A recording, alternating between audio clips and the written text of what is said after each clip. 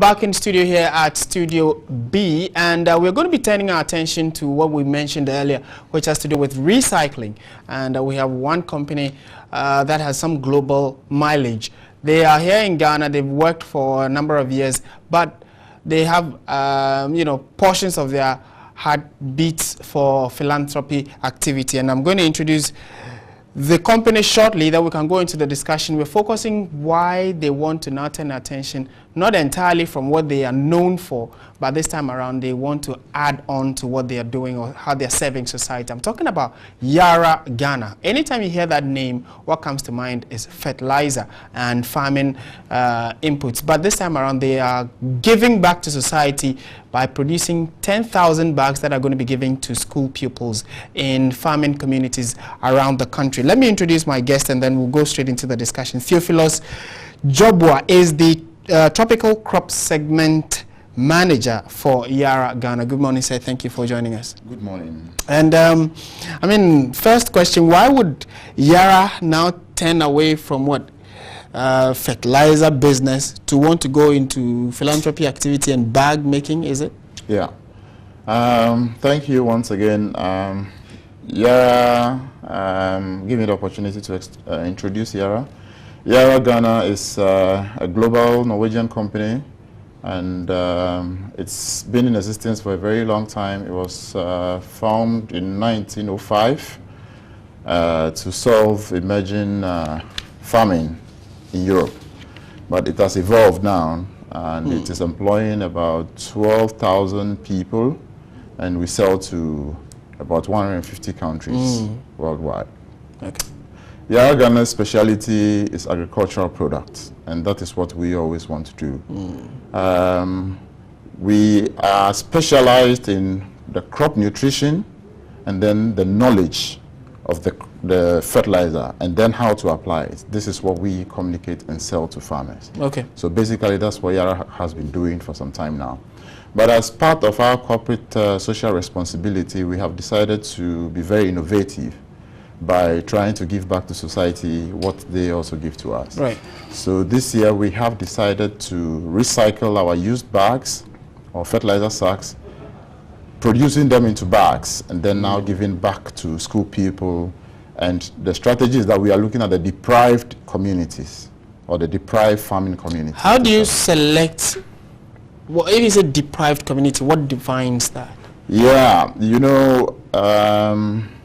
we all agree that, some farming communities are very deprived. They don't have access to education or good or quality education. Some are even not able to go to school because they don't have what it takes to go there. Some parents are not able to cater for their kids.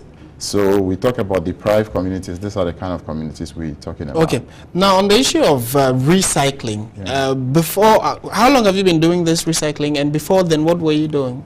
Actually, what was happening was that the farmers were using the bags. How they wanted. Some even harvest their crops and they put them in the bags and transport. Some sell to charcoal producers and all.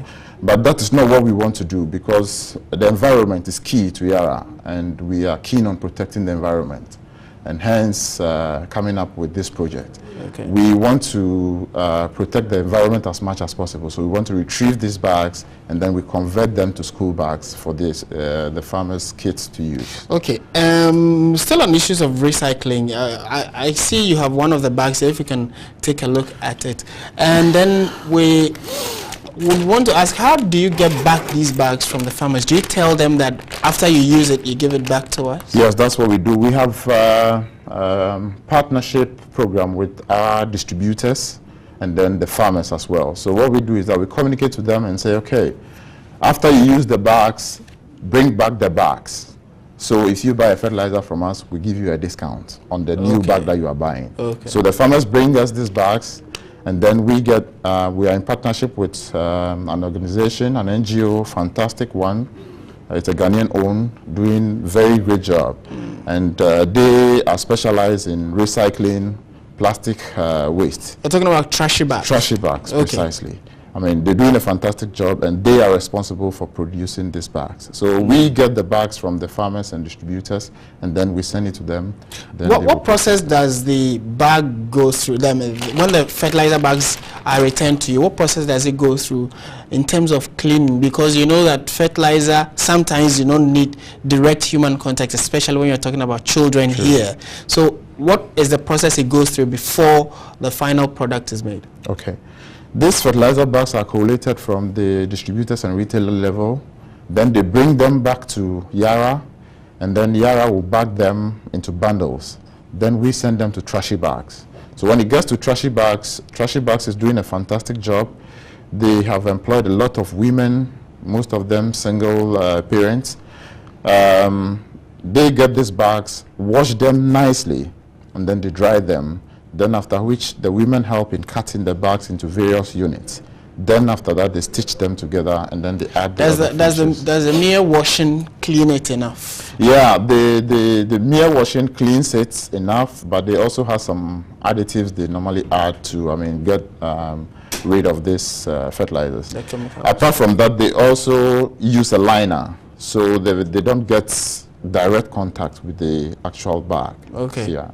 Now, they look good, but the question of durability would come up quite strongly. How long can this last? Yeah, this bag is very durable because it is produced out of very robust and durable fertilizer bags. So it's very durable because we did this with cognizance to the fact that the kids are going to carry a lot of books at the same time, and for that matter, the bag has to be robust. So the fertilizer bag is robust, and all the strap, you can check from the strap. If you look at the strap, you can see it's a very robust one. So it's a very robust one, which will take... and how long, what is the lifespan Yara is estimating? Yeah, a year, depending on heavy usage.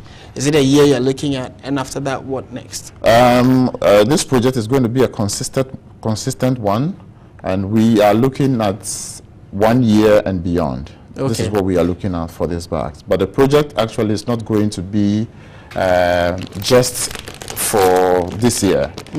Actually, we're distributing about 7,000 bags 2016, and then 2017 we'll do 3,000 bags. And this is scattered across the northern region and then the southern part of the country. Okay. So it's going to be a consistent thing. We do it each year. The inner part of it looks quite well lined, and I can tell that, and it's a bit heavy too. Is it because of the padding? It is because of the lining also. The lining. And then other features that are added, like the zips, the straps, and also. Okay. All right. Now, the question of selection would come up anytime you go to the community to give out these bags. What is the mode of selection of who gets it and who doesn't? Okay, so what happens is Yara Ghana has 10 agronomists across the country, and we are always with the farmers. These agronomists are always with the farmers. They are based in the community, so they live with them, they interact with them, and they know what their plights are.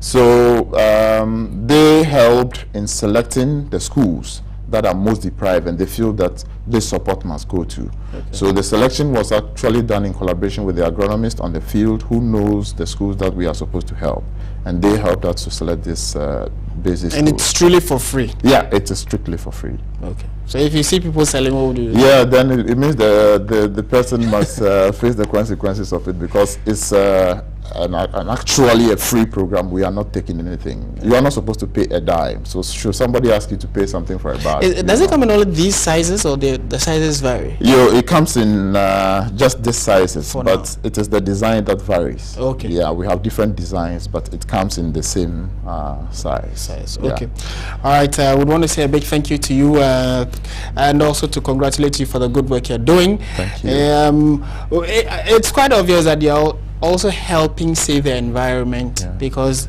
ordinarily people would have thrown away these bags, which, you know, because they are plastic in nature, would not decompose and have its own effect on the environment, the soil for that matter. Thank you very much. Thank you. We've been speaking with Theophilus Jobo. He is the Tropical Crop Segment Manager for Yara Ghana, and was helping us understand what Yara is doing with regard to recycling and how they are converting their fertilizer bags into school bags for pupils around the country. A big thank you to you once again.